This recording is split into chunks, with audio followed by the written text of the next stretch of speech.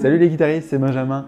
Une vidéo complète aujourd'hui sur la cathédrale et son allegro solennel. Cette œuvre est l'une des plus spectaculaires pour guitare classique avec ses doubles croches qui n'en finissent pas.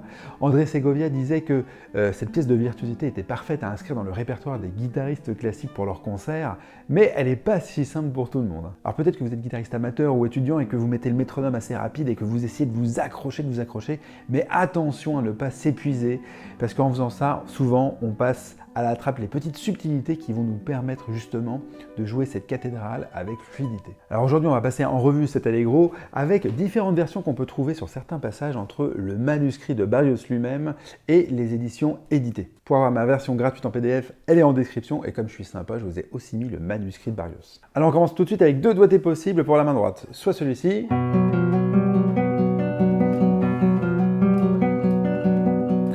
soit celui-ci.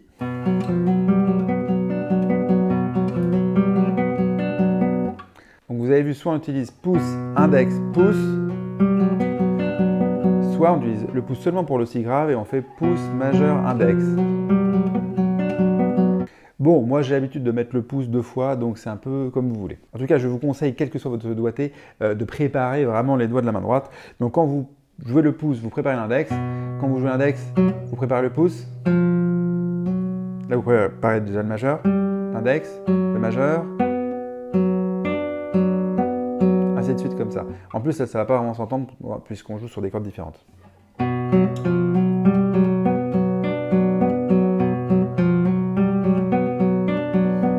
Évidemment, si vous prenez mon doigté, faites pas ce que j'ai fait un petit peu ici. C'est-à-dire que ne mettez pas un accent sur le mi dièse. L'appui, il est toujours sur le premier temps. Pas ça. C'est bon, on l'a compris, c'est une appoggiature. Donc pour les plus débutants d'entre nous, il y a ici un arpège. Donc laissez poser vos doigts. Une fois que vous avez posé votre 1 et votre 3, vous ne les enlevez plus. Vous mettez votre 4, vous ne l'enlevez plus. Et là, vous allez jusqu'au Ré et vous ne bougez plus. Comme ça, on a de la résonance. Pas ça. Enfin, j'arrive même plus à le faire. Donc ça fait ça.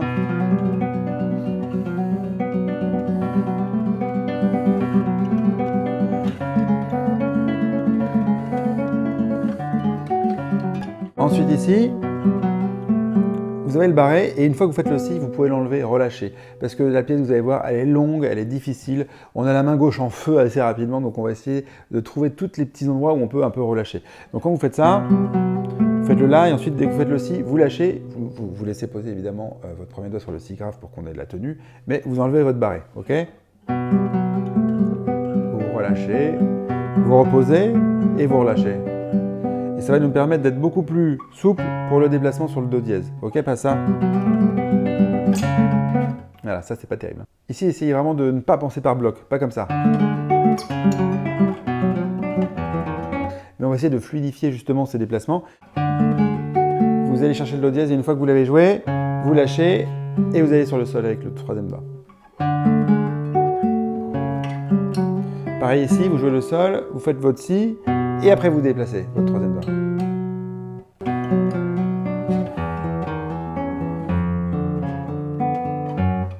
Alors, une fois qu'on arrive ici, vous avez vu, je n'ai pas fait la version qu'on entend souvent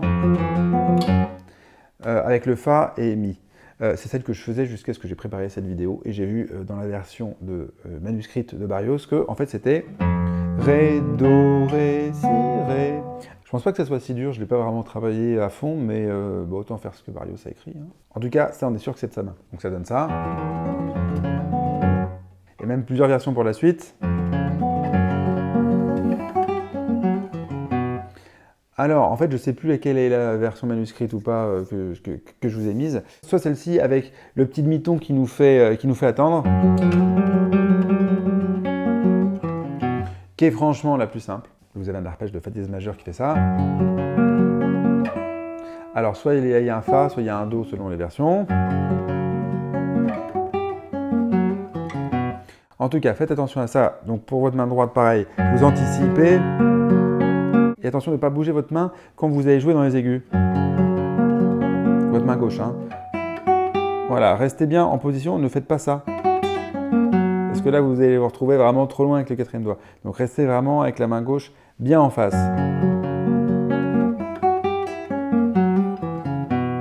la main bouge le moins possible. Donc ça nous donne ça.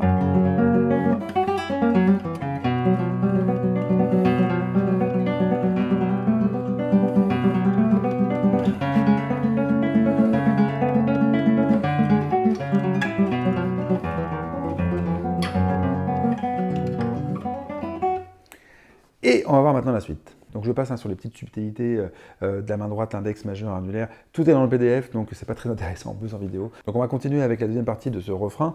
Finalement, vous avez vu, c'est une forme qu'on dit forme rondeau, avec un refrain et des couplets qui changent au milieu. Donc si on continue, ça fait ça. Alors au milieu de ce double croche, on a quand même une cadence parfaite quand on a ça. En si mineur, fa, si, il faut regarder les basses, parce que tout ça c'est des arpèges en fait. Donc les arrivées des cadences parfaites, on les fait en détente, ok? Donc on a tension et détente. Et ensuite on va repartir.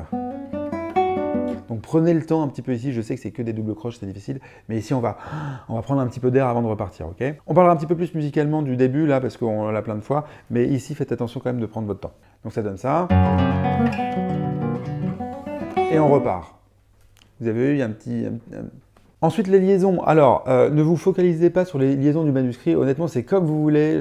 Barrios, il les a écrites parce que ça lui allait bien, mais selon les guitares, selon les capacités de chacun, selon les envies de chacun, mettez vraiment les doigtés les doigtés et les liaisons qui vous correspondent le plus. Moi, j'aime bien mettre une petite liaison sur le si pour relancer justement. Alors, j'ai dit que je ne parlais pas de main droite, mais quand même, ici, vous avez un arpège tout simple avec l'annulaire, majeur, index, pouce, et là, mettez pas l'annulaire. Parce que annulaire, majeur, annulaire, ça va être très très dur d'aller très vite. Donc moi, ce que je vous conseille, c'est de faire index, majeur, annulaire. Majeur, index, annulaire. Ensuite, selon les versions, il y a plus ou moins de liaisons. Moi, je vous conseille quand même à chaque fois de les mettre sur les premiers, deuxième ou troisième croches, sinon ça va créer des faux accents. Pas ça. Parce que vous avez vu, on passe par 3 et c'est pas très joli. Mais plutôt ça. Comme ça, on garde le 1, 2, 3 tout le temps bien. Et privilégiez quand même les liaisons sur les temps parce que ça va donner un appui.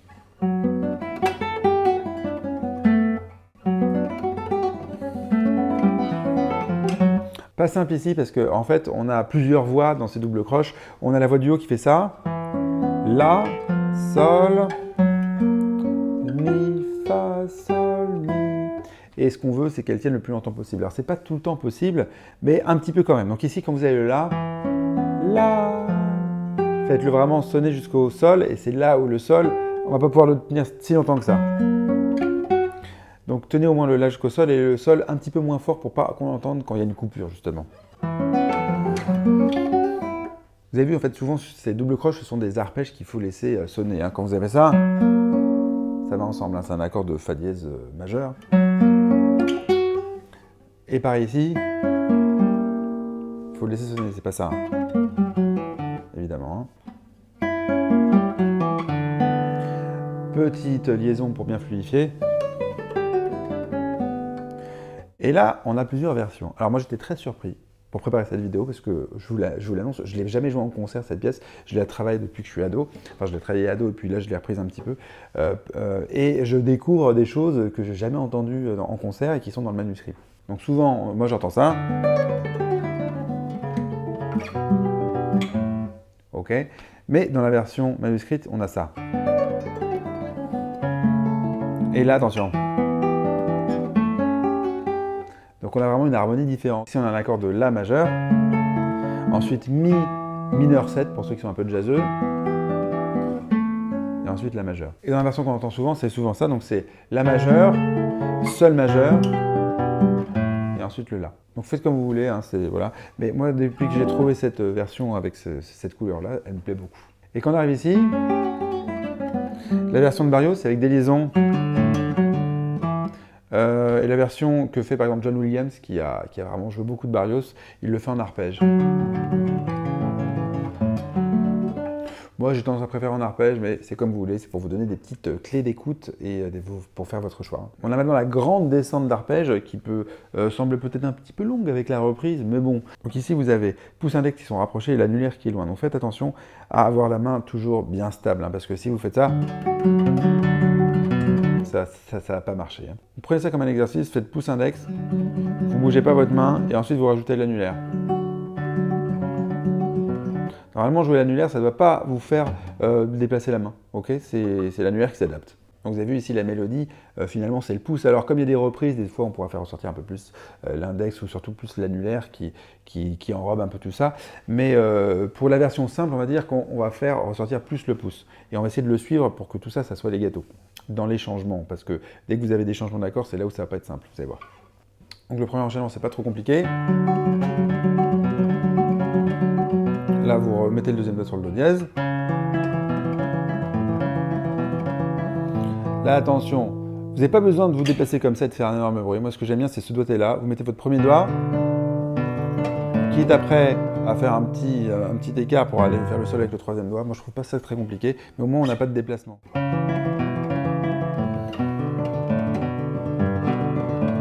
Ça nous permet d'enchaîner plus facilement ici. On est déjà en place quasiment pour la suite. Vous avez vu, à chaque fois, je pose les doigts les uns après les autres. Hein. Ça, j'en parle dans beaucoup de vidéos. Mais faites attention, quand vous faites ça, posez votre 4, ensuite votre 3 et ensuite votre barré. Ici, pareil, vous avez le gros problème, c'est que souvent, on va se retrouver comme ça. Donc, on a le do dièse qu'on vient de jouer qui va sauter sur le sol. Et ça ne va pas nous aider à la fluidité. Donc ici, vous pouvez faire ça. Vous mettez d'abord votre deuxième doigt, vous glissez sur le fa et ensuite vous récupérez. Tout ça, c'est dans la description. Voilà, on n'a rien vu, c'est fluide.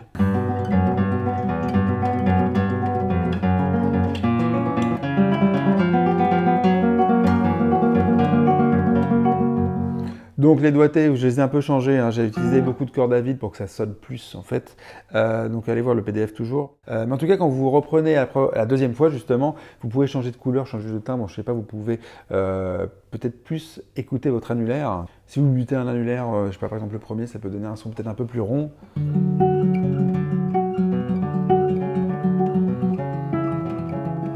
Voilà, tout ça, c'est des petites idées. Quand on revient sur notre refrain, justement là aussi, on va pouvoir varier par rapport à la première fois. On va pouvoir le faire avec un petit peu plus d'entrain peut-être, parce que la première fois, on découvrait un peu cet allegro. Là, ça y est, on est bien chaud.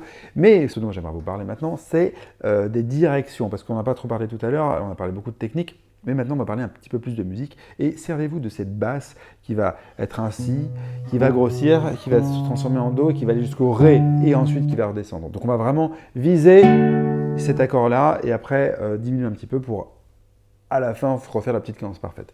Donc ça nous donne ça. Donc assez détendu ici. Un peu plus. Un peu plus. Un peu plus. Jusqu'ici. Et là, on détend.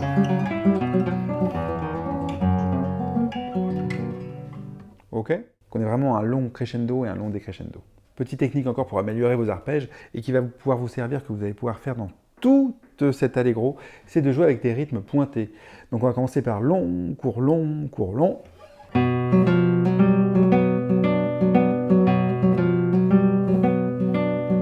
Ou l'inverse, court, long, court, long.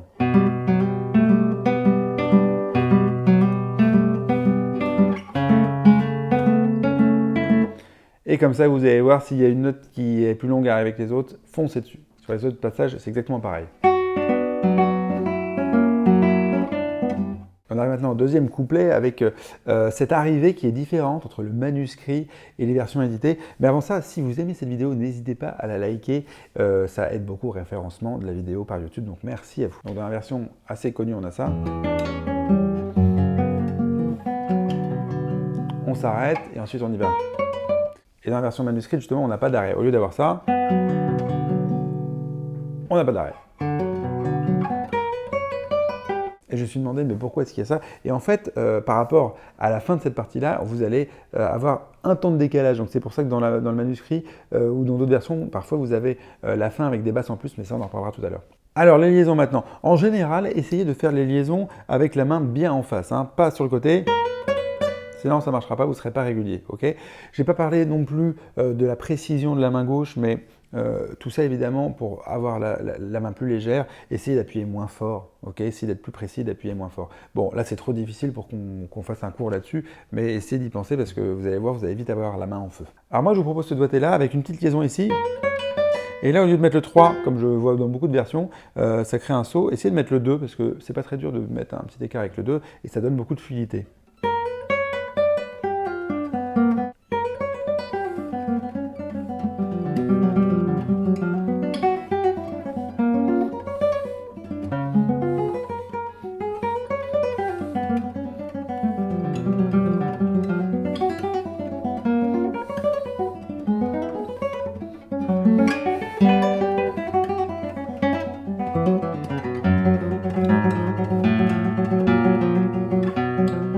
Donc on va parler justement ici des différences entre le manuscrit et les versions éditées. Alors il y a des basses, mais il y a aussi des temps rajoutés. Ici par exemple, souvent on entend ça. Et Barrios lui rajoute ceci. Et là on retombe sur le pat, mais il rajoute la basse. Au lieu d'avoir ça comme on entend souvent,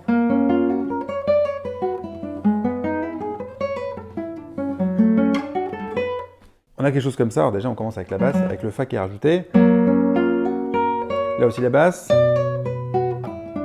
Et là, au lieu d'avoir le sol dièse qui est la tierce de mi majeur, on a directement la tonique en bas, le mi.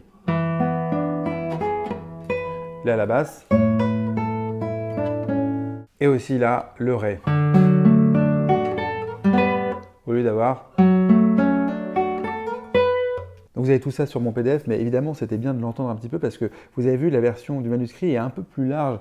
Alors je ne l'ai pas travaillé, donc peut-être qu'elle est un petit peu plus difficile, c'est pas impossible, peut-être que c'est pour ça que les gens ne la jouent pas, mais ça donne quand même beaucoup plus de largeur, je trouve, à ce couplet parce qu'on arrive quand même souvent sur ce couplet, on est un peu cramé et c'est bien d'avoir un peu des basses qui aèrent un petit peu, je trouve, quitte à prendre un peu plus son temps et avoir la guitare qui résonne un peu plus. Je pense que c'est quand même une question qu'on doit se poser si on veut jouer cette pièce. Et on arrive ici. Alors, souvent on entend Fa, Sol, La, La dièse. D'ailleurs, vous avez vu, moi j'ajoute toujours le pouce, je fais toujours pouce, index, pouce, hein, mais ça, c'est comme au début. Mais si vous n'avez pas fait l'arrêt, vous pouvez faire Fa dièse, Sol, mais si vous l'avez fait, il va vous manquer un temps, donc vous êtes obligé de faire le Fa double dièse ou le Sol bécard. Donc c'est pour ça ici que vous avez deux versions de basse, c'est en fonction en fait, de l'arrivée sur ce couplet. Et ensuite on arrive sur la coda.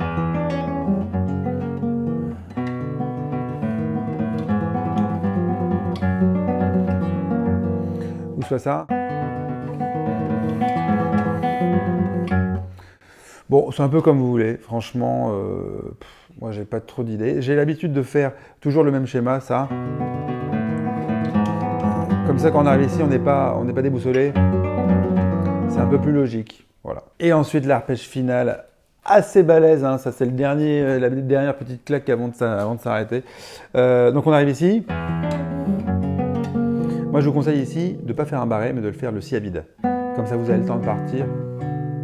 Et là, malheureusement, alors il y en a qui font des doigtés avec des cordes à vide, etc. Ouais, pourquoi pas, mais je trouve que dans la vitesse, finalement, on perd des résonances, donc c'est pas mieux. Soit on perd des résonances, soit on fait attention sur les déplacements qui sont pas top. Enfin, soit il faut travailler bien les déplacements, donc moi je vous conseille de travailler bien les déplacements ici, mais ça c'est un peu chacun avec ses points forts et ses points faibles, comme je vous dis souvent. Donc faites le si à vide ici. Et là, ce qui est compliqué, c'est le Fa, de le lier le Fa à un barré 7. Ok, donc évidemment, cachez un peu votre Fa. Ouais, ça s'entend pas trop, parce que si vous faites trop fort, ça va faire ça. Ici, placez vos doigts comme d'habitude, un par un. 3, 2, 4. Alors, c'est pas hyper facile ce passage, mais si vous les posez un par un, ça ira. Et après, vous serez en place pour beaucoup d'arpèges suivants. Donc ici, corde à vide. Barré, 3, 2, 4. Vous bougez plus. Vous bougez plus ensuite. Vous pouvez enlever le 4. Vous bougez plus. Là, évidemment, pareil, entre le Fa et le premier doigt, c'est pas facile. Vous n'avez pas besoin de faire un barré, ça va être vraiment difficile, je trouve, avec le barré. Donc, repassez avec le premier doigt. Et là, vous avez une version, la version de manuscrite, qui est un peu bizarre, je trouve. Quand je l'entends, j'entends à chaque fois une erreur. Donc moi, je vous conseille de faire cette version-là. C'est pas si dur en fait. Essayez de, quand vous êtes là, de visualiser déjà le Fa avec le premier doigt. Vous faites votre déplacement et ensuite vous placez vos doigts un par un. Petite astuce aussi, mettez toujours l'annulaire en haut. Annulaire. Et là, mettez l'annulaire aussi. Et ensuite, index, pouce, index majeur, index majeur. Parce que si vous faites à la fin avec sans le pouce, je trouve que ça, c'est pas facile d'aller vite. Alors qu'avec le pouce, moi j'y arrive beaucoup mieux. Ah, j'ai oublié, Barrios, à la fin, il fait cet accord-là. Franchement, je le trouve hyper dur. Moi, je pense que ce qu'il faut privilégier ici, c'est la vitesse, la rapidité. Donc, allez le plus vite possible sur votre si, premier temps, et faites l'accord si ça vous chante, mais moi, je ne le fais pas. N'hésitez pas à partager cette vidéo si elle vous a plu, évidemment. J'ai fait un autre tuto sur la flûte enchantée de Mozart, mais arrangée par Fernando Sor pour ses thèmes et variations. C'est ici, c'est assez difficile aussi. Je vous y retrouve. Sinon, au revoir et belle musique à vous.